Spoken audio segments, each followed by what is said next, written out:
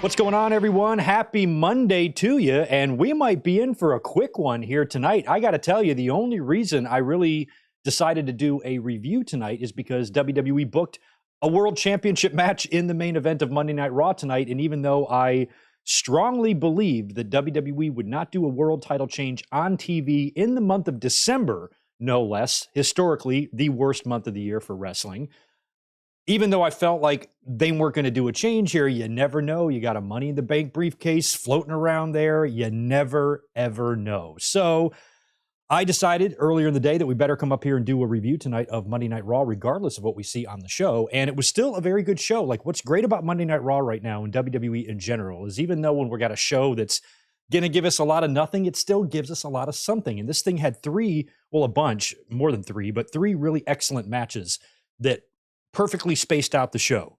Drew and Sami in the beginning, Creed and DIY, or who was it? Creed, not DIY and Imperium in the middle.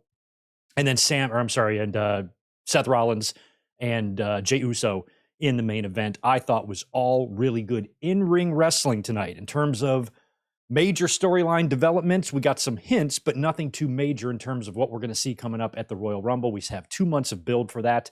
So obviously, they're not rushing anything here. And the biggest omission tonight on Monday Night Raw was that of CM Punk, who made his return a little over a week ago at Survivor Series, had his return promo on Raw 1 week ago last week, and is advertised for this upcoming week's SmackDown. But he was not on the show tonight. WWE kind of taking it slow with Punk, and I'm not really against that, and I'll explain why here in just a little bit. But with no title change, nothing really developing in terms of storyline for Royal Rumble, no CM Punk, wasn't really a Raw. It was probably a skippable Raw. But luckily, even with Monday Night Football on, I thought WWE did a pretty good job of keeping our attention. And like I said, the in-ring wrestling tonight was really, really good. So this show deserves a review regardless. Let me know what you guys think in the chat about the show. Give me your grades, 1 through 10, A, B, C, or D. And let me know if you're watching that or the overtime game that's currently going on right now on Monday Night Football, Cincinnati Bengals against Tony Khan's Jacksonville Jaguars. Pro wrestling has completely taken over football in the last few days. You had all the WWE stars of the Big 12 shit, and then Liv Morgan was at Lambeau last night for Monday Night Football, and now you got Tony Khan's team playing on Monday Night Football. I'm Sunday Night Football for Liv last night. Tony Khan's team playing on Monday Night Football, and I saw that he had Swerve Strickland with him. They were chatting it up with Roger Goodell. So it seems like pro wrestling is taking over football. I guess we're probably a year away from these games becoming scripted if they're not yet already. So lots going on football, a lot of eyes distracted away from wrestling. So we'll see what you guys thought of the show, and we'll see how good the ratings look tomorrow, as I think even SmackDown did a lower than normal rating for this past Friday. So December kind of sucks, kind of a dead month here. Nothing too crazy ever happens. We got Tribute to the Troops this Friday. We have Christmas-themed episodes and shit that we'll see near the end of the month. And we probably won't get really cooking until January. And I think that's why WWE is going to just pump the brakes a little bit on CM Punk. No need to shove him down our throats every single week right upon his return. Let's just take it slow and see what they're going to do. And as we all expect, he's going to be on Raw. However, he's got to make that a SmackDown appearance first. I thought he might make it last week and make an appearance there, but they're holding it off. He's going to show up this week instead on a completely free extravaganza. No buy one, get one here. Tribute to the Troops is totally 100% free. So he's going to be on that show. I'm sure Nick Aldis is going to try to lure him over to SmackDown, but I think we all know Punk is going to be staying on Raw. And they're just kind of taking it slow with him. So we're going to talk primarily just about Monday Night Raw tonight. Anything else you guys want to discuss in the chat, feel free to let me know. It's a real casual review tonight. We'll talk maybe a little bit about Collision if you want. If there's any other news stories you want me to get into, we'll talk about the Yeet thing in a minute. But if there's anything else you want me to touch on, please let me know in the chat. Otherwise, we'll probably review this show, hang out, shoot shit, and I'll go ahead and get out of here. I went ahead and opened up myself a nice cold one for tonight because it's Monday and I'm off. So cheers to you. And happy Monday to you. Thanks again to everyone who joined us last night for the watch along. A lot of fun. WWE Survivor Series 2003. Shane and Kane in the ambulance match. Taker and Vince in the very bloody and gnarly Buried Alive match. Goldberg, Triple H, the Shawn Michaels, Steve Austin thing. Great show last night. A lot of fun watching that. And I put up a reaction over on the second channel from last night if you want to check that as well. So cheers. You guys know the drill. See that little thumbs up button that's right below my handsome face? Just click it and then go in your other 10 accounts and click it there too. I would appreciate that.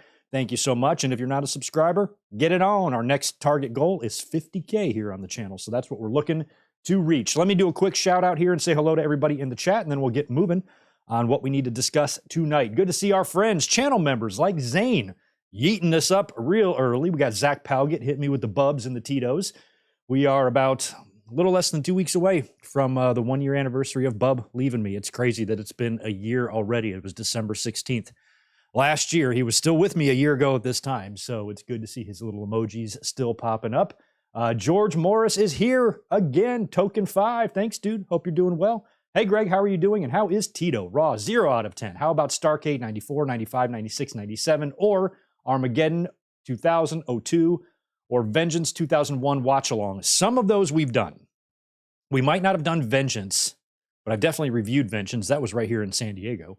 Armageddon 2000, maybe we didn't watch. We've watched one Armageddon. I think it was 99. Okay, so maybe we didn't do those, but I swear we did a Starcade. I swear we did 90. Maybe we didn't do 94. We might not have done any of those, I guess. So we might be overdue. You might have picked some good ones there, George. I thought for sure, looking at that list that you just wrote, that we've done a couple of those, but shit, maybe not. I'll have to go through our videos and see what we've done. But those are all excellent suggestions, and I guarantee you one of those I'll get to here in the month of December. We have to decide what to do this Sunday, as a matter of fact. So I'll be thinking about that. Max Pokebra, is always good to see you as well. There's Amato. Speaking of watch-alongs, we're going to be watching near the end of the month once I find a date. The December 29th, 2003 Monday Night Raw. We just watched Survivor Series 03 last night where Stone Cold got fired. He would return on that show just a month later. And also there's a big Shawn Michaels and Triple H main event. I remember being here in San Diego visiting my parents for Christmas and watching that match on their couch a full 7 years before I moved here. Pretty crazy. But yeah, that's going to be a fun one to do. We'll probably keep that one members only, although I'm not sure yet. Just need to find a date and time and what's best, and we will get to that. But as always, good to see you, Amato. You said you're working another 50-hour week. Hope you and Elizabeth are good. Tell her I said hi. I got some stuff on the way that there will be in a care package. Right on. Okay. A-Dog, I got a lot of your stuff already hanging around here. My beautiful Bret Hart banner hanging out right here. Amato is the man. Good to see Michael Kumo here as well. We got Jay Lambo, Rarely Even, Ronnie Matthews, Sex Machine. That makes 2 of us. We got Gilbert as well. We have Shell Shock Alive, MGR, Nick Steele, How Wheezy, and Victor Colon, my 2 friends, more channel members. Want to make sure I acknowledge you guys. Joseph Boza is back with us as well. So is Andy Linnell. And who else we got? Up those super chats put me all the way down to the bottom. The Juliet is here. Big J is here. Clone Force. It wouldn't be a stream without Clone Force or Sonic Plays. Good to see you guys as well. And let me knock out this flurry of super chats from, I believe, Jay Boba. Oh, wait, I thought I saw 3. There's only 1 here that I can read, so I'll start with that. But thanks for the 5 there, Jay. Hey, Greg, one has to believe that some lapsed fans came back last week. Do you think those fans will keep tuning in or stop watching WWE again? Do you mean lapsed fans in terms of Punk fans or what? But I do believe wrestling is maybe getting the attention of some former fans. I definitely think that's possible. I think word's starting to get out that pro wrestling is pretty good right now. AEW started things in 2019, giving WWE a little competition. And then once the Vince scandal broke, that was just a good 1-2 punch for the business to breathe life back into it to where we now give a fuck again. And it is so nice to feel that way, to watch 2 wrestling companies that honestly are entertaining me pretty well. I mean, even though AEW is going through a little bit of a rough patch here, it ain't like they're not putting on good TV. Have you seen fucking Collision on Saturday night? Jesus Christ, man. Continental Classic's a lot of fun. MJF's doing a great job as world champion. They've been able to weather the storm of the Adam Cole injury and morph it into more of an MJF and Samoa Joe relationship. They got the masked men and the devil going on. A lot of good things still in AEW, even though WWE is really crushing it right now. So it's good to see that, because as a YouTuber, as a wrestling fan, this is great for business as a YouTuber, and it's great for my mind as a fan that we're living in times like this, and it's not 2018 right now. So I'm loving it, liking a lot of what I see from both companies. Pay-per-views, TVs have been good now for a solid year. And shit, what more can you ask for? Even though nothing ever is ever going to be perfect, things are a hell of a lot better than they were not even a short time ago. So we like that here on the channel because we're fans of wrestling over here. It's kind of silly to root against competition and root against wrestling growing and continuing to be popular. But unfortunately, we do have a huge portion of the fan base that actually does that, because I don't know why. But anyway, good to see you guys here. Happy Monday. Thank you for being here. And yeah, we'll get into this Monday Night Raw tonight. Tonight's Raw from the WWE emanated from Albany, New York. Had to be cold up there. Albany in December. Yeah, nah. Man, I'm surprised they still remember what the Royal Rumble back in 2015. They had the snowstorm. They got snowed out, and Raw was like at the headquarters. Man, I'd stay away from the Northeast for like 4 months a year if I was WWE. But there they are, December, right there in upstate New York. Got to be cold as balls. But that's life. I'm way down here in San Diego, California on the beach. I ain't feeling no pain. But man, I can't imagine being up there this time of year. It's got to be colder than a witch's titty. So that's where Raw was tonight. This was, I guess, the hometown of Damian Priest, or he's from that area, I guess. But even with that knowledge, just wasn't feeling it. Just did not feel like this would be where we were going to see a cash in tonight. They set up Jey Uso versus Seth Rollins last week on Raw in that promo with Seth and Drew. That prompted Drew to headbutt Seth right in his title belt and cut himself open. So you knew Drew was mad about that. He's been after Jey Uso, but that really made it obvious that he was probably going to play a role in that main event and either cost Jey Uso the match or just attack Jey Uso or just sabotage the match and attack both guys, because he's not really loving Seth Rollins right now either. And we didn't get that. We got Drew, but of course we got a clean finish in the main event, which I didn't hate. That's what you like to see from your world champion. Either they win or they lose, one or the other. Not too many, schmazes and stuff like that. And Seth Rollins, since May holding that title, I think has been doing a great job as world heavyweight champion. That's why losing the title on a December Raw just wasn't feeling like what they would do. I think Seth has the title until minimum Royal Rumble. I think Royal Rumble is the next date that belt could possibly come off of him. And if it is going to be if it is going to be CM Punk versus Seth Rollins at the Rumble, like we are expecting it to be, I think Seth Rollins is going to beat CM Punk. Clean, in the middle. And then after the match, Damian Priest is going to cash in. That's what I would do. Got to give Punk that eat shit loss. Got to give him that sign of good faith loss, just like Brock lost to Cena in 2012, just like when Hogan came back in 2002, lost to everybody. I think Punk has got to do that. I do. So, and he's not going to be able to walk back in the door and then beat a champion the caliber of Seth Rollins right there in WWE's own ring. I cannot envision a scenario where that would make any sense unless Punk is going to turn heel and turn it into the world's biggest ass bag. And if he wins the title at Royal Rumble, that means he'll probably drop it at WrestleMania. So, maybe if they set it up the right way, I would be in favor of Punk beating Rollins for the title. But if this is just going to be a match, if I'm Triple H, I'm telling Punk, you are going to lose to my guy. Right there in the fucking middle, stomp your face right in the mat. 1, 2, 3. Clean as a daisy, clean as a baby, whatever the fucking term is. So we'll see what happens for the Royal Rumble, but I don't think anything is really going to get set up until next week. So tonight's show opened up with Drew McIntyre against Sami Zayn. But before we got to that, Drew had a promo first. So he hits the ring first, cutting a promo. And one of my favorite things about McIntyre right now is that it's been kind of a slow burn on the heel turn. He finally did attack Rollins last week as well. So it feels like, heel Drew is here, but it has taken him a while to get there. And you could tell that what I like about this is that you kind of understand where he's coming from. He has very real frustrations. His frustrations make sense. And he does an amazing job of articulating those frustrations in his promos. He's right about everything he said. And that's what makes the best heels, when they're right.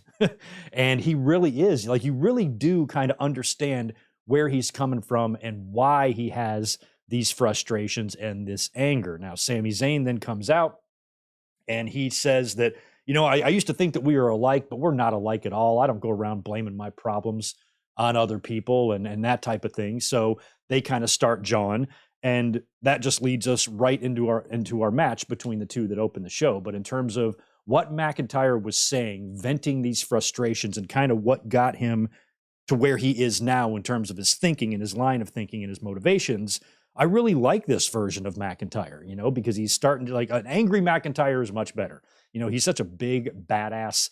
You put a killer instinct in this guy, you fill this guy with rage and blinding anger. He could be a very dangerous man. So I do kind of like that he was trying to do the right thing, but God damn it, enough's enough of this shit. And now he's a little bit pissed off. Sami Zayn and McIntyre proceeded to have a fantastic match. Great way to open up the show. The reason this match was good is because it was Drew McIntyre and Sami Zayn.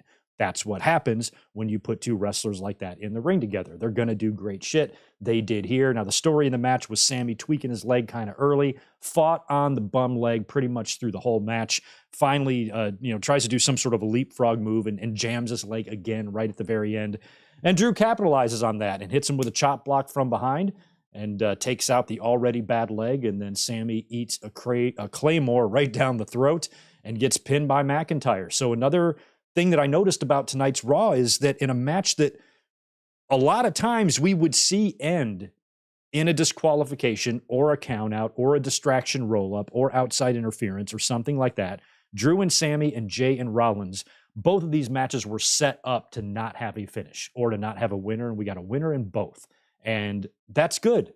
That's one thing that I noticed tonight about those two big matches is that we didn't get any bullshit at all. And that's great. Now, after the match, I think we go to commercial. We come back. The doctors are checking on Zayn in the backstage area. And then McIntyre comes flying in and attacks him some more and beats the hell out of Sami Zayn and injures his leg even further. And they took Sami to a hospital. What's interesting about that is that the same damn thing happened to Kevin Owens on SmackDown. He got injured. And WWE's reporting some sort of bullshit fracture that's going to put him out of action. And here Sami Zayn is getting injured by McIntyre. Makes me wonder, do Sami and Owens have some sort of family reunion they need to be at next week? Did they both request time off? Do they spend the holidays together? They might. We don't even know. So that's just interesting that both guys kind of got injured, and you would expect both guys would likely be missing their next respective TVs to sell these injuries. Do I have that scouted properly? Plus, with Owens and maybe some heat with CM Punk, he's not going to be at the arena on Friday. I think the CM Punk t-shirt Ring of Honor shit is kind of blown over. I think that was blown over years ago, but a lot of people have been bringing that up. The heat that the two had briefly there, but even back then, Owens said himself that they're cool now. So we don't know where they stand now. So I don't know if the Owens injury was just a coincidence or if they're legitimately trying to move talent away when Punk comes in because people aren't comfortable. Owens did say in that interview with our friend James, who might be in the chat, I'm not sure, that he just wants to have fun at work. And maybe he said something to Triple H. I just don't really like Phil. I just have the week off if he's going to come in just for my mental health. Who knows? Could mean nothing. Owens probably doesn't sweat Punk at all. But the fact that these injuries, the timing of both of these injuries on both guys is weird. Makes you wonder if maybe they asked for some time off. So we'll find out on the interwebs, on the World Wide Web, if we get any news on that tomorrow as to why both guys had an injury angle run on them, where they're kind of injured but not injured. They're injured and they might need to be held off TV for a week. But I'm wondering what the story behind that is, because it feels way too coincidental just for those both things to happen to be happening at the same time on both brands. Weird. So we will see. Good opening match there. Liked it a lot. Sami and Drew, two Hall of Famers. In terms of Drew McIntyre's future, I still don't know if we know anything about this. I'm yet to see a report about McIntyre being confirmed as re-upping with WWE. In my opinion, he needs to stay. In my opinion, Drew McIntyre definitely needs to stay in WWE. There might have been a time where I wanted to see him in AEW. Maybe even a year ago, the idea of McIntyre in AEW was very cool sounding to me. I wouldn't even totally hate it if it happened now. But McIntyre, he's WWE, man. I'm hoping that they just get it worked out and whatever has been going on behind the scenes, these stories of Drew being angry or whatever, if they're legit or work or whatever, I hope that he has either re-signed already and it's just not been reported yet, or he intends on re-signing, because I think Drew's too valuable. And I think that, developing his legacy in WWE, signing with them for another 5 years. I feel like he can trust how they use him. You know, he might not main event a WrestleMania ever again. He might not win the title in the main event of WrestleMania ever again. His one and only shot at that might have been inside the fucking PC in 2020. That's just the reality. That doesn't mean Drew's not an asset. That doesn't mean Drew doesn't have value. That doesn't mean WWE can't change their mind about him and the fans can't get behind him and push him to the main event of WrestleMania ourselves, Daniel Bryan 2014 style. That could all still happen. I just feel like Drew's best at this, where we sit now. Maybe a year ago, I would have thought differently, but where we sit right now, I feel like Drew's best avenue for his legacy and a Hall of Fame career is just to stay right where he is, because even when he's in contract negotiations, he's still involved in top level shit. Assuming he hasn't resigned yet, he's working with main event guys. So, you know, if they're doing this with him when they're not sure about his future, imagine what they'll do if he's locked up for 5 years. So if I'm Drew, I'm sticking around. I hope as a fan, that's where he stays, you know, because sometimes what you're not going to ever get out of me as a podcast host is any tribal bullshit. I legitimately think of each wrestler individually when they become a free agent, and I think of where I would like to see them. What company I would be more interested in seeing them compete in. And with Will Ospreay a few weeks ago, his contract had been, you know, has been coming up for months. We've known about it. And I felt like AEW was the place for Will Ospreay. That's where me as a fan wanted to see him go. Him and WWE would still be great. I have no doubt Will Ospreay and WWE would be phenomenal. But I just feel like, especially if there's a phenomenal torch passing match with him and AJ Styles at WrestleMania or something like that, would be great. But just something about Ospreay, where he is in his career right now, feels like AEW is the best place for him. He can still cross over with New Japan, gets to stay, you know, keep his family in England and all that stuff. And he's only 30 years old. I think at age 34 or 35, he could make the jump to WWE. But right now, I felt like AEW is where he needed to be. Now, we've just heard rumors that Okada's New Japan contract is coming up at the end of January. And there's already been some rumors of that a few weeks ago about Okada potentially thinking about working elsewhere. He's only like 36 years old, and I have the opposite opinion of. When I think of Okada, I kind of want to see him in WWE. I think Triple H would do well with him. He's not signing with 2016 WWE. He's signing with 2023 WWE. Because if he signed with WWE in 2016, he would be brought into NXT and Triple H would do great things with him. But the minute he got to the main roster, he would be shit-canned. And with Triple H now in charge of that main roster, I feel like Triple H would treat Okada like he would if he got Okada when he was heading up NXT. And I feel like Okada, you know, Nakamura's already there. And a lot of people feel like Nakamura's run in WWE hasn't been a success. I do. I would have liked to see him win the world title. I kind of still hope he does, but I don't think he can be like really the correct measuring stick for what Okada would do in WWE. And I think Triple H would definitely acknowledge and appreciate the star that he's already made for himself. And he's a tremendous fucking worker. You give me some Okada and Randy Orton matches, I don't know if I'm going to be able to contain myself. So with Will Ospreay, I felt like AEW is where he needs to be, at least right now. Could become a time. I think Ospreay will wrestle for WWE. I do. I do not think he'll be AEW for life. But with Okada, with the career he's already made for himself in New Japan, the legendary status he's already cemented, he's already worked and come in and done some matches in AEW, probably going to work against Danielson at Wrestle Kingdom. I thought that was the plan, but Danielson beat him at Forbidden Door. So you would think Okada owes him a victory back, but would he win that match if it's understood that he's going to be going to WWE? Wouldn't he job out? I don't know how that works in Japan. I don't know how they do things over there. And plus you have to think about he's in the ring with Danielson, and is he going to lose again to him? I mean, no shame in that. Losing to Danielson twice, no problem. But still, not sure if that's something they would do. So I kind of hope he comes to WWE. I do. I think he would come in with a lot of hype. And I think it would be cool to see him there, see the Rainmaker in WWE. I think we could have some great matches out of him. And really just, WWE is, really all about now too, is, the international wrestlers and stuff. And this guy's already a legend. He's already a made man. And I think he would come in with as much or more hype and expectations as Nakamura did when he came in. So it's one of those things to where I just think of them, and I think of them in both environments, and I try to envision or visualize which one I would prefer. And with Ospreay, it was AEW, but with Okada, it's WWE. Some people might feel differently. Some people might feel AEW is best for Okada. That way he won't technically really fully leave New Japan either, because they've lost a lot. Jay White, Ospreay, Okada. Who else did they lose? Who else did New Japan lose? Another big name. Just slipping my mind at the moment, but they've suffered some losses in the last year. So to lose Ospreay and Okada and Jay White within the span of 12 months is fucking nuts. So Ospreay signing with AEW means that essentially he can make appearances for New Japan. Okada's deal would probably be the same, but with Okada, I feel like it's been there, done that.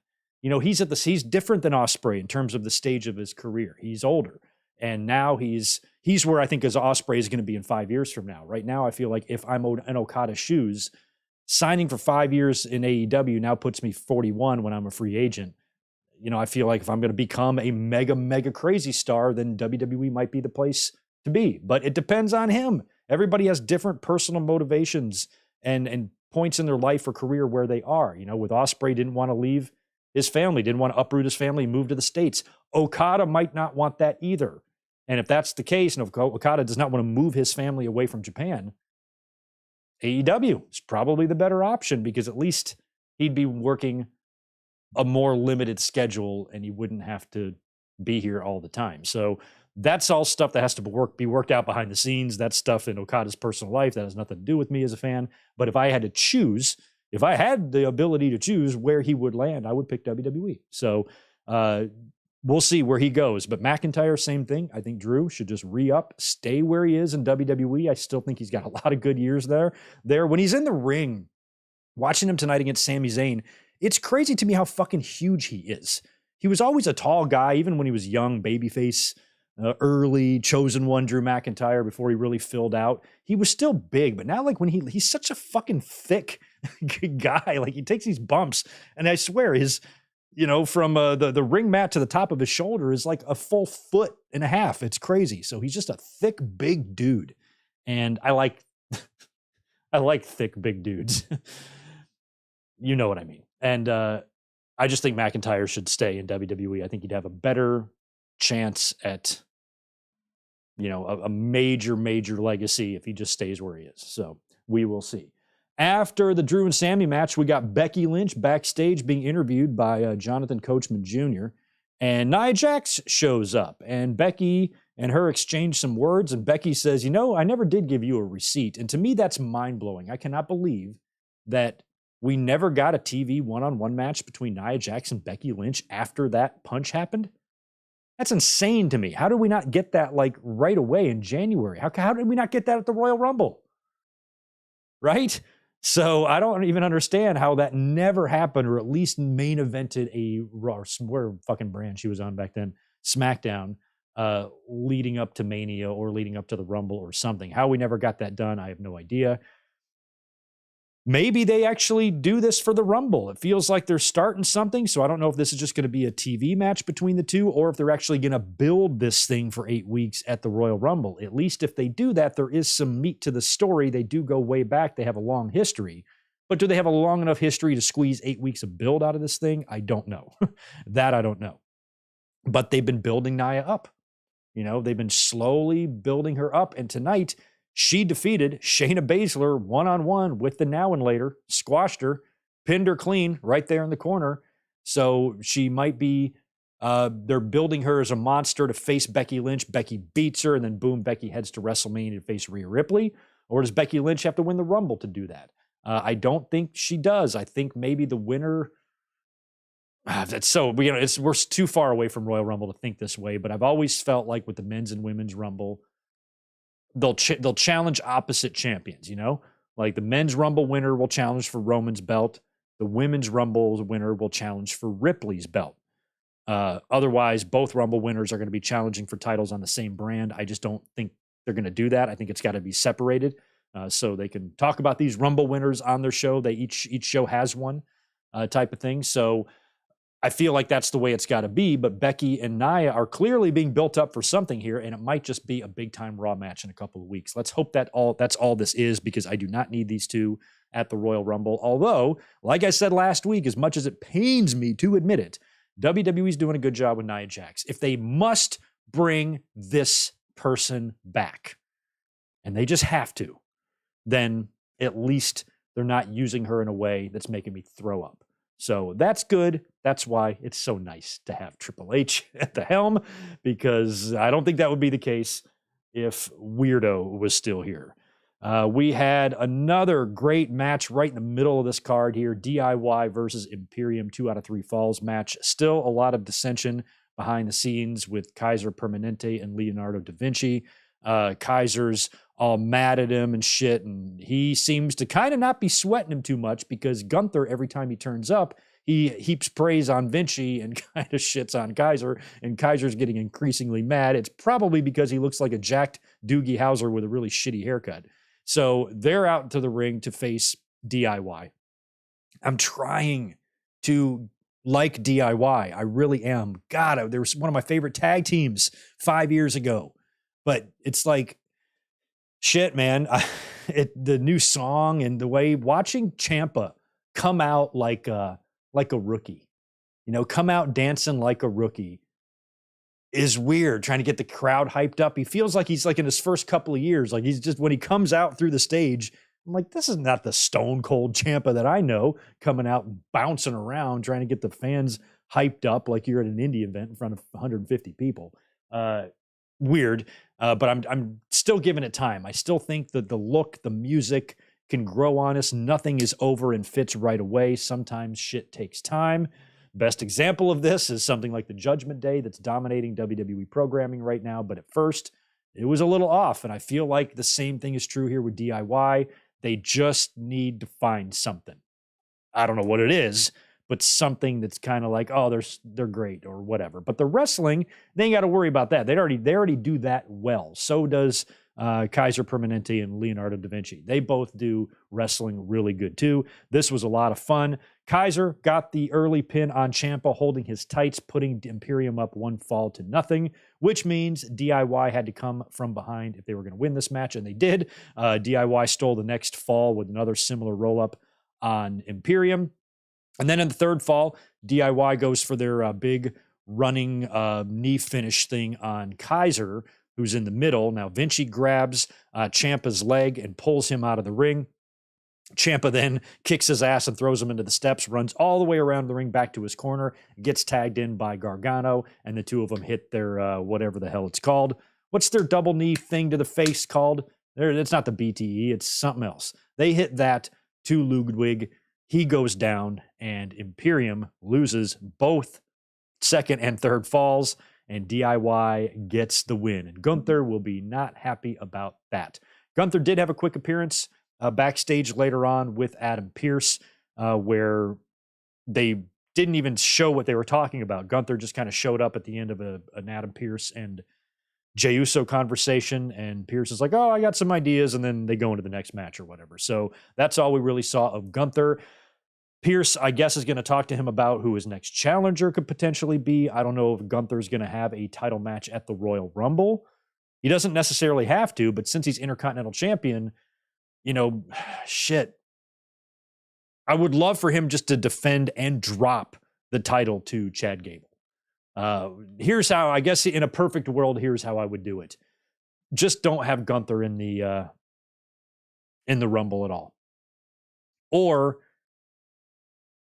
have Gunther get eliminated in the Rumble because of Imperium fucking up. Something like that. Otherwise, you got this weird Cody and Gunther thing again. And since Cody got the best of him last year, I can't see it happening 2 years in a row. So you either have to get Gunther out of there early. Maybe Brock comes in and tosses him out, and we get Gunther and Brock at WrestleMania. Or Imperium screws up, or you just don't have him in there at all. I think it would be cool if Gunther loses the title in the undercard to Chad Gable, and then either doesn't compete in the Rumble or doesn't win the Rumble. Cody does. Then Cody challenges Roman Reigns. Then you stick Gunther in that elimination chamber. He fucking dominates and eliminates everybody himself and challenges whoever the World Heavyweight Champion is at WrestleMania, which might be Damian Priest, might be CM Punk, might be Seth Rollins, might be Mae Young. We don't know yet.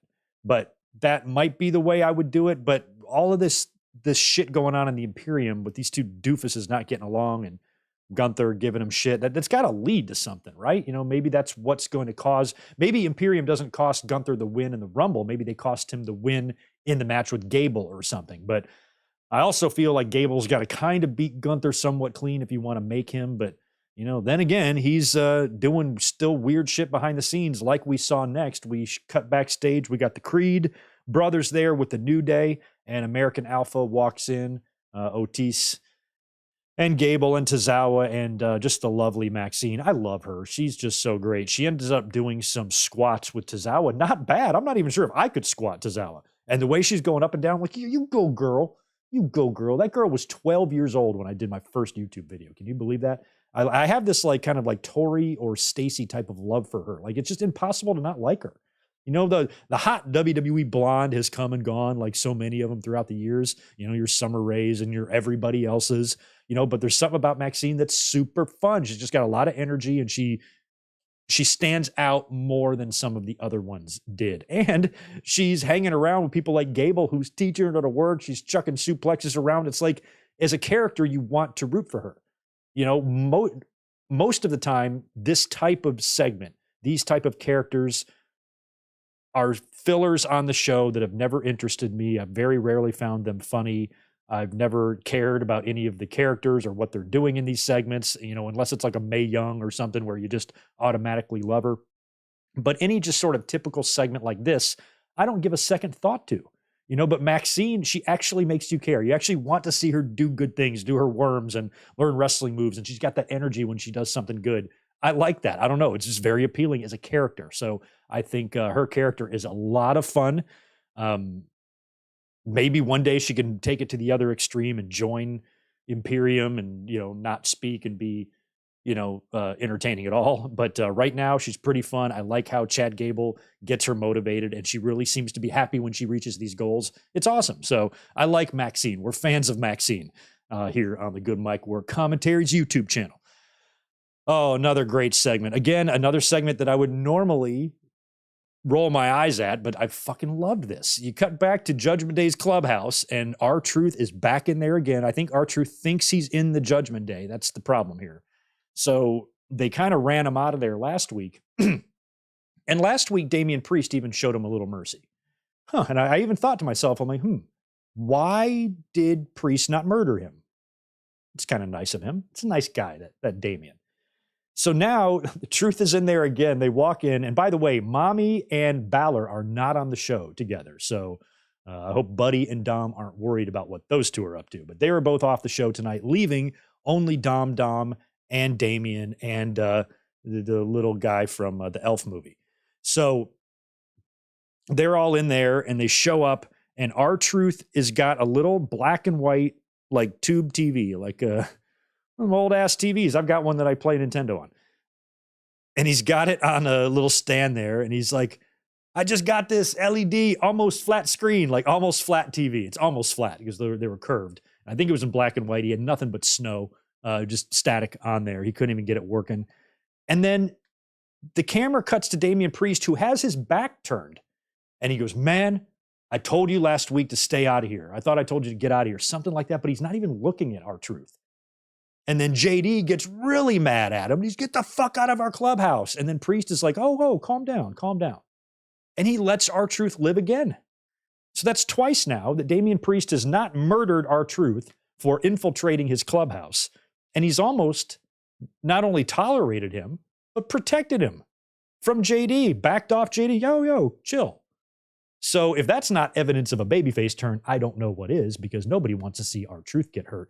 My only thought is that this is just going to build to Priest maybe losing his mind, where he's kind of tolerating because he's a good guy deep down in his soul, and he doesn't want to hurt R-Truth, even though he looks like he's 20. He's actually like 51 years old. So maybe he's trying to do the right thing and not attack R-Truth. But if Truth keeps pushing his luck, because this seems to be like a theme now, which is kind of interesting that they're doing this, because Judgment Day is such a big part of the show. It's like the main focal point of Monday Night Raw and has been for weeks. The fact that they're interjecting a little comedy in there is pretty interesting, especially when they already get that from Dominic. I just found out that Mexico and Canada are also parts of North America, so that means I'm champion of those countries too. Shit like that. Cut my chicken tenders and keep the spicy ketchup away from me. So we already get that, but having R-Truth, who's really kind of over the top on the comedy, being a part of Judgment Day, I don't know. I like it. I like it as long as it doesn't persist too long. This might just be a little December fun that they're going to have. If this persists, there will be a segment in 2 weeks with R-Truth and a Santa hat giving gifts to his Judgment Day stablemates. Watch, it'll happen. Okay, remember this: R-Truth, Santa hat, gifts for the Judgment Day. That segment is coming. It's coming, unless next week, because we did see R-Truth show up in the match later, unless next week Damian Priest just gets fed up and finally deals with R-Truth himself. But I kind of hope that they keep showing this softer side of Damian Priest. That would be nice. And maybe that's what they're trying to do. They're trying to turn him. It's interesting trying to turn someone who has a Money in the Bank briefcase. What would you guys do? Do you turn him after he wins the title, or is he going to be does he turn face and maybe leaves Judgment Day but still has his briefcase? Then maybe he cashes in on a CM Punk or something like that. But Rollins is the world champion right now. Rollins is a babyface. So I feel like if Priest is going to successfully cash in, and that's going to be against Rollins, then he's going to be a heel doing that. But I'll tell you what, guys, if Priest somehow holds on to this briefcase through the Royal Rumble, you know what that means. You know what that means, don't you? He's cashing in at Mania. He's going to be the first guy to do that since, was Rollins at 31? Was that the last time we've seen that? I could be wrong about that. I don't think I am, though. Is Rollins at 31 the last time we've seen that happen? Because how interesting would it be if Rollins got cashed in on at WrestleMania in the same way that he did it to Brock and Roman? Maybe something like that they're setting up for. I don't know. But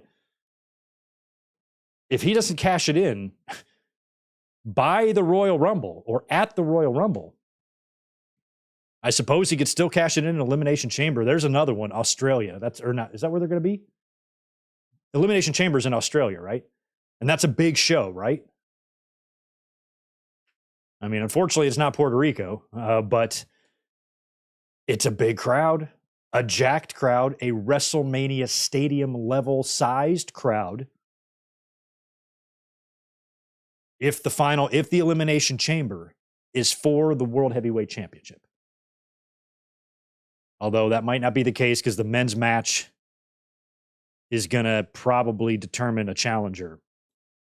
But if Rollins has a defense on that show or something and Priest cashes in there, it would be great if that closed out the show. Remember how I kept harping on that about Survivor Series?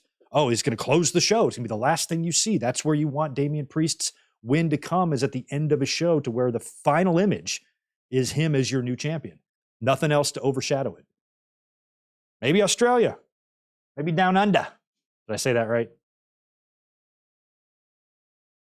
The other people in my house right now downstairs are loud kids. I tell you, man. All right, so where did we leave off after that whole thing about Damian Priest? Tag match, that was up next. We had Caden and the other one against Natalya and Tegan Nox. Now, help me out. Was this match for a championship shot? Because Piper and Chelsea were at ringside doing commentary for this. So I think the deal is here, the winners of this would either be in line for a shot or are getting a shot. Now, Natty and Tegan already fell short last week, which didn't surprise me, but I also thought giving them the title shot was a little premature, because I thought that the way their alliance was coming together on TV, it just felt like WWE might want to give them the titles. But Chelsea Green is so damn entertaining right now. I don't know if there's any rush to take the titles off of this act, and I wouldn't be either, because Chelsea Green has been the only woman in the history of the WWE Women's Tag Team Championships, or this version of them, I should say, because them Jumping Bomb Angels were also pretty good.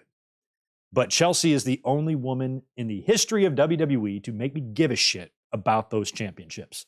They are as useless as the toilet paper in my crapper, up until just a little while ago. They've had a horrible track record. They've been dumped a few times, held up. We've had teams holding them that I don't even remember. They've been unified. It's a mess. I just don't care for those titles at all. But Chelsea has made them interesting again. Chelsea has brought interest to them. I have enjoyed everything that they've been doing, and I really kind of want to see Chelsea and Piper hold on to these titles for a while. So I'm in no rush to see them drop them. I kind of thought maybe Natty and Tegan would work their way back to a title shot here, but instead it was Caden and the other one hitting their keg stand. That's what they call that thing, for the win. That's pretty cool. I was a keg stand master back in my 20s. I have pictures and everything. Chelsea got mad after that, jumped up on the apron. They knocked her off, and I guess Caden and the other one will be getting a title match pretty soon against the champs. Good for them. After that, we got a Cody promo. He came out to talk about Shinsuke Nakamura, who, of course, blasted him in the face last week with the mist. He talked about the first time he ever saw the mist come out of the Great Muda's mouth and how much it terrified him. And Cody was very scared of Great Muda. Muda didn't scare me as much as Dr. D. David Schultz did and Stan Hansen. I was scared of them as a kid. Muda was cool almost. I looked at Muda when I was young. I looked at Muda like an action figure, like one of my toys I would have, like a He-Man villain, where David Schultz and Stan Hansen just made me shit my pants. So Nakamura then comes on the screen. They're showing highlights of Nakamura's loss to AJ Styles at WrestleMania a bunch of years ago, and then showed footage of Cody's loss to Roman this year, and talked about how they shared the same humiliation and all that. So just a little more setup here for Cody and Nakamura. Again, much like maybe Becky and Nia Jax. I don't know if they're setting this up for the Royal Rumble or if this is something we're going to just get done in the month of December before we really start building to the Rumble, because Cody's in the Rumble. He's already said that. So I don't see him doing double duty. I don't see them doing Cody and Nakamura on the undercard of the Rumble and then Cody also in the Rumble. That would be weird. There's 8 fucking weeks until we get there. So Cody and Nakamura is going to have to be a match that happens on Raw. I can't be imagining that, right? So they're going to have to do Cody and Nakamura on Raw. I hope they do Becky and Nia Jax on Raw. It would really be cool. Let's look, if they were setting up like a, I don't know, big Christmas episode here. Let's look at our calendar. What day of the week does all this shit fall on this year? Well, I go over Katana Chance. Thank you. That's her name. Oh shit. Okay. So, Christmas Day is 3 weeks from tonight, Monday night. I don't know if they would build up. They might be building that card up for, Christmas night. That might be what we're doing. It might be, Cody and Nakamura, Becky and Nia Jax. I bet the Creed brothers against, Judgment Day. I bet they could do that. And what else? And maybe even the women's tags on the line. And possibly even Gunther's. I mean, shit, I'd build it up. It's a 3-hour Raw Christmas night. You don't have to really do anything on these matches. You don't have to really have any title changes. You could maybe do a tag title change. That would be something. But you don't have to have anything major happen. Becky and Nia Jax settling that old score. Cody and Nakamura having their thing. Tag titles on the line. Maybe you put them on the Brutus brothers or whatever. Or the Creed brothers. So I would do that. I would build that up for Christmas night. Maybe that's what they're doing here with some of these matches. I talked about Nia Jax winning her match. Where'd I leave off? Oh, yeah, on the Cody promo. Then after that, we got the Creed brothers taking on Dominic and JD McDonough. So this is a little tag team warm-up for the Creeds because they've got a title shot against Balor and Priest at some upcoming date that I don't think they've announced yet. Maybe that Christmas night Raw. And they got the win, beat Dominic and JD. They hit the Brutus bomb to JD. And I think, is this the first Brutus? Is Brutus Creed the first Brutus since Beefcake? I'm trying to think between Brutus Beefcake and modern day, in between in WWE or anywhere for that matter, but WWE specifically, we haven't had another Brutus, have we? Which is interesting because Brutus is a real pro wrestling-ish name. I can't believe we've never had another Brutus. Am I forgetting a Brutus? Help me out. Feels like he's the first Brutus since Beefcake. So they nail JD with their Brutus bomb. I like and don't like the move. It's Doomsday Device-ish, which I like. Brutus comes off with that cannonball. It does look cool, but there's also sometimes when it doesn't look that great. I think he needs to come off more like Darby Allin style, like some force into it or something. So I don't hate the move, but it doesn't have 100% success rate with me. When I see it, it looks good sometimes, and then sometimes it doesn't. But I really do like the team. Those boys are some athletes, and I like how they're kind of putting them over behind the scenes the same way I'm putting them over as a fan. Like when I see these guys, I'm like, they're the real deal. They are the real deal. And that's kind of what Judgment Day was saying. Like they get to the back and Dom and JD were talking to Priest and they're like, dude, do not take these guys lightly. You and Balor need to be ready. These guys are not to be trifled with. So I like that everybody's kind of scared of these guys. New Day put them over too in the backstage segment tonight. So that was all really awesome. And then it was time for our main event, which started at the bottom of the hour. So they gave you lots of time here, almost a 30-minute match between Seth Rollins defending against Jey Uso. Earlier on in the day, Jey Uso dedicated this match to Umaga. Umaga, who passed away 14 years ago today, died on December 4th, 2009. I can't believe he's been gone that long. Feels like not 14 years, man. Jesus, he was gone before I even started doing YouTube, which is insane. I actually am editing something right now that has an Umaga match in it. It'll be hitting the second channel next couple of days. And that's really nice that Jey dedicated that because Umaga was one of my favorites. I just have so many fond memories of the short run he had there in the mid-2000s. Loved him a lot. And another piece of news regarding Jey Uso, that apparently WWE ran into some roadblocks and some issues trying to trademark the Yeet. So when they ran a video package or the highlight package from last week or whatever, you could see that Jey Uso's shirt was blurred out. WrestleVotes had a tweet about this, which I thought I saved and I did not.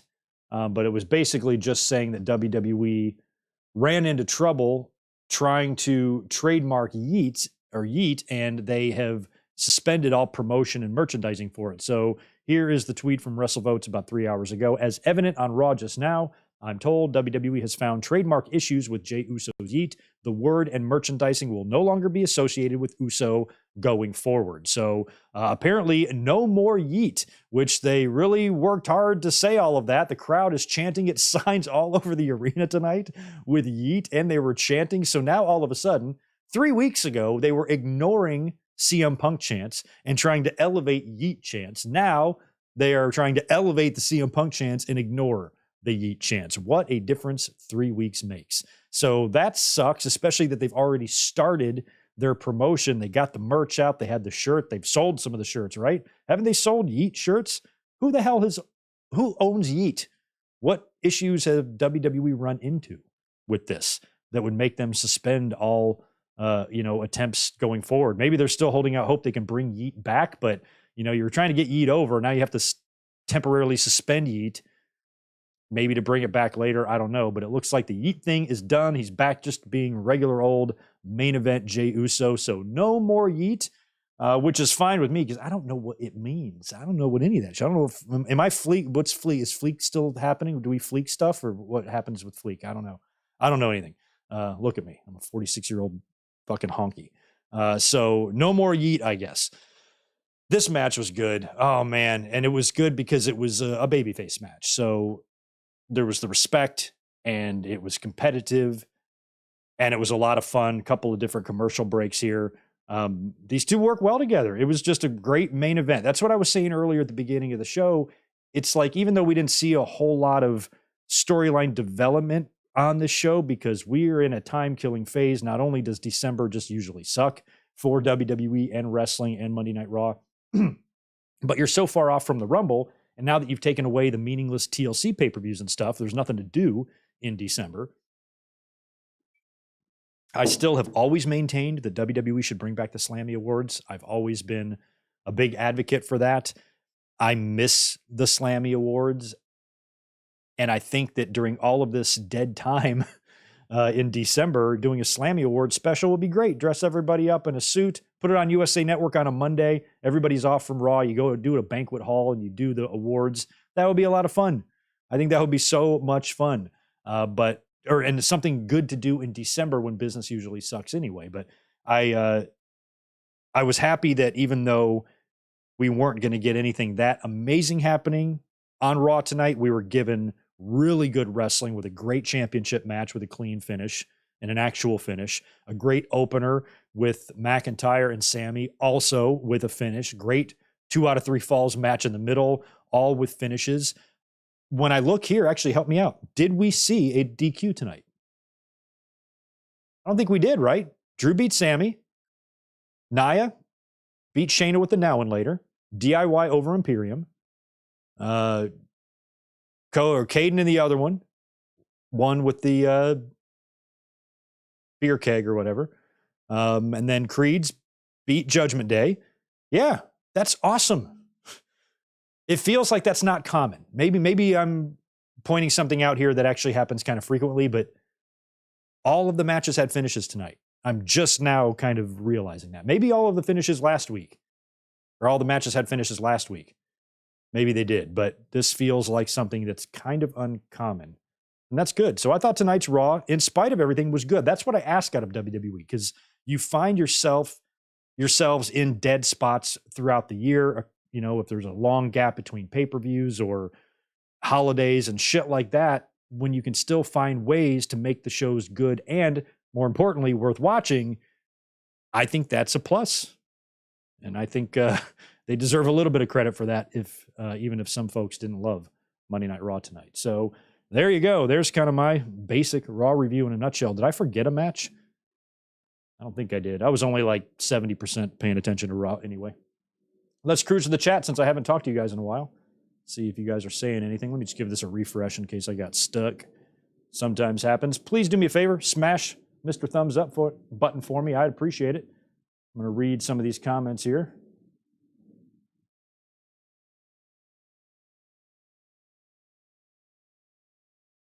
Oh, wow. I kind of forgot you know what, Denny Down Bad? I actually forgot that they brought the Slammies back. I don't consider the Slammies existing past 1997. That's the last year I really consider the Slammies being a real thing.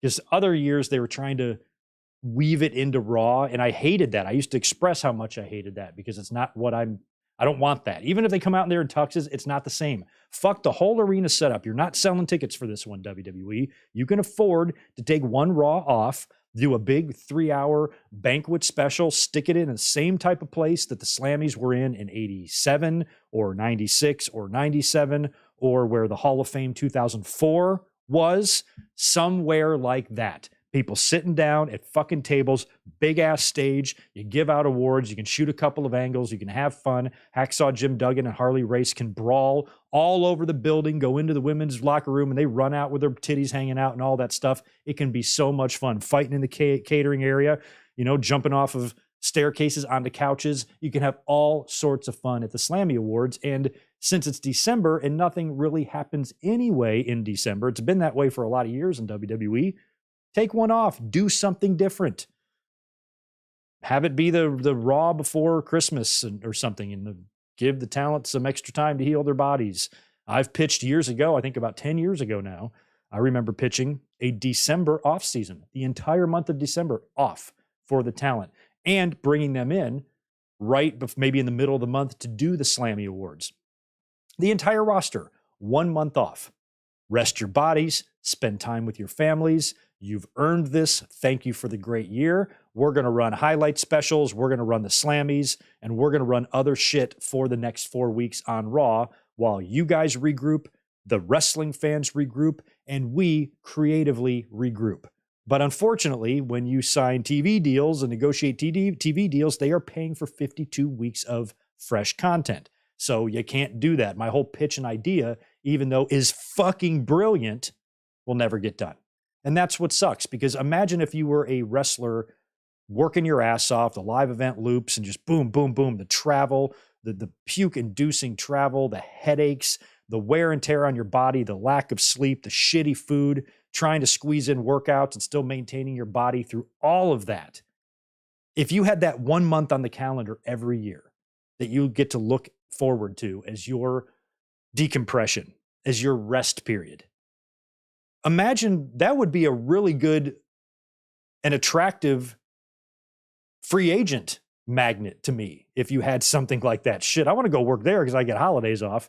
I get the whole year off and I'm still paid the same, or I get the whole month off and I'm still paid my salary, and WWE gives everybody that break. That's their off season. It's 4 weeks. 4 weeks. And a lot of times during the holidays, 2 of those weeks are shit because you got Christmas and New Year's. And if Raw falls anywhere near those shows, it's generally, a lower audience. People are doing other things and the whole world is distracted, right? So it's like 2 of these weeks don't even count.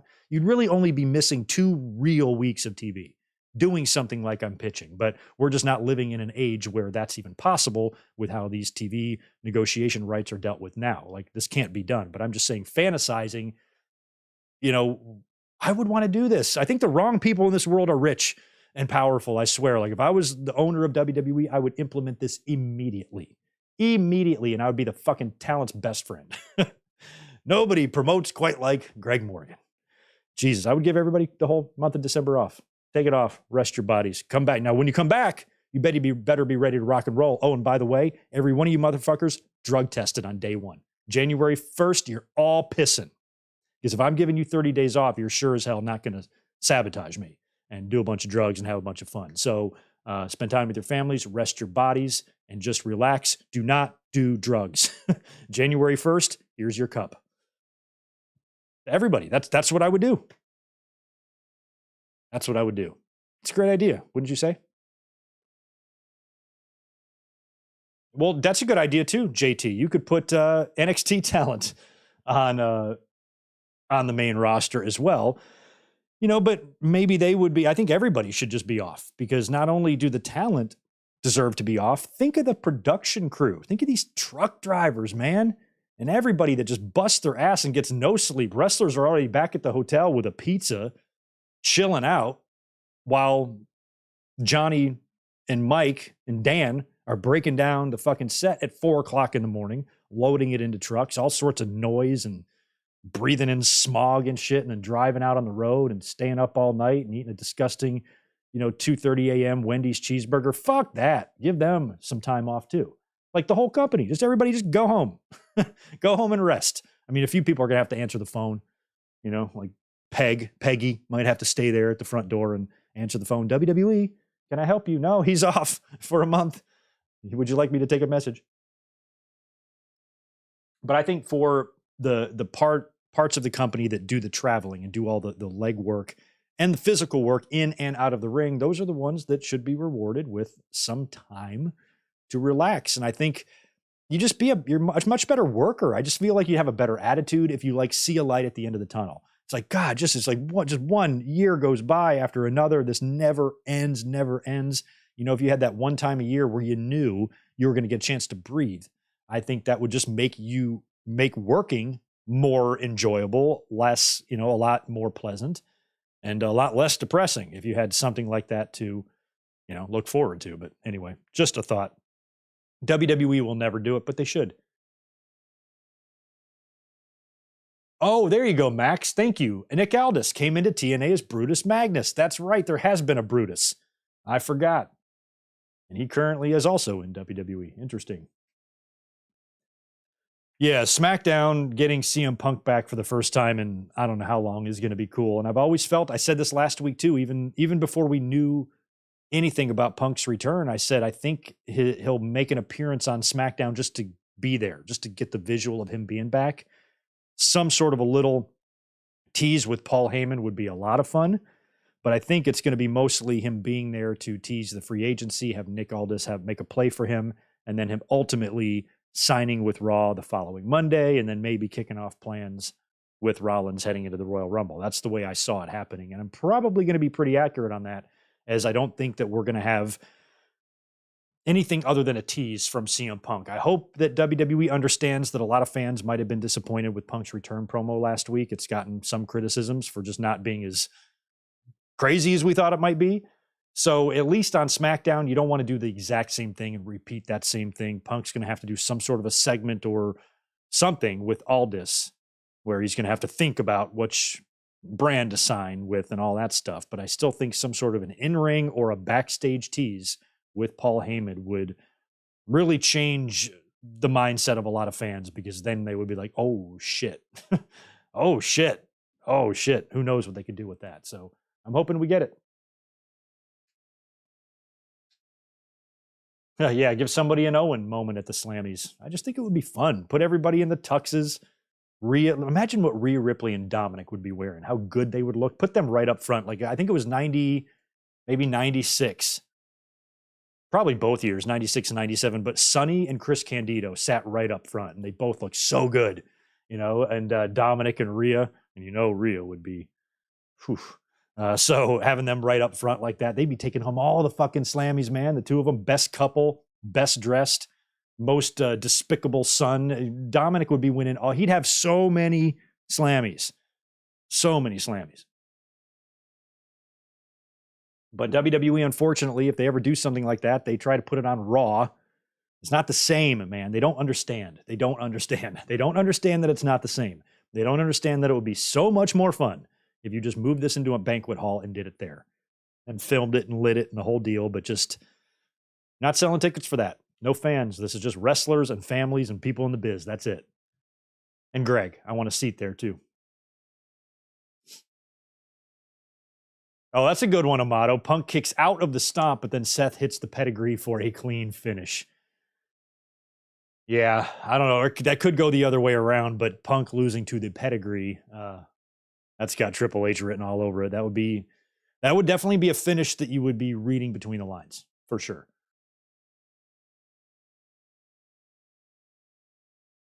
Yeah, I think we did mention earlier that this Friday's SmackDown is a tribute to the Troops show, so it's different now. They're not like flying to Iraq and shit. And then we went a handful of years there. It was taped and nothing ever happened. And I haven't paid attention to the tribute to the Troops show except for like the first one. So this one now they're just putting it. Now this is where I am okay with them putting a tradition just onto a regular show, because tribute to the Troops, nothing happened on those shows. It was just for the troops. It's like a house show. That's it. So if it's on SmackDown, you can just bring troops in to wherever you happen to be. I don't know if they're in DC next week. They might be. And then you can just put them on a regular show. That's probably the better way to do it. So they're actually doing it the right way here with the troops. And CM Punk will be on that show. So should be an interesting week. But anyway, I'm going to get out of here. I tried my best to flap my gums for over an hour because even though the wrestling world wasn't shaken up tonight by any means, it was still a good episode of Raw, and I wanted to come up here and talk to y'all lads about it. So that will be it for me tonight. We have got a normal week coming up here. We're going to have a podcast, big podcast on Saturday, watch along coming up on Sunday. I have stuff hitting the second channel and the Patreon page right now. And who knows, you might see a mic drop or you might get something out of me midweek if anything crazy happens. We got a pretty big Dynamite on tap on Wednesday. Adam Copeland versus Christian for the TNT title. That's big. So if anything crazy happens there, unfortunately, I've got to work. I will be here to talk about it maybe midweek. Otherwise, we'll be catching up on a lot on Saturday on the podcast. You guys have a great rest of your Monday night and have a great rest of your week, and I'll be catching you soon. Peace.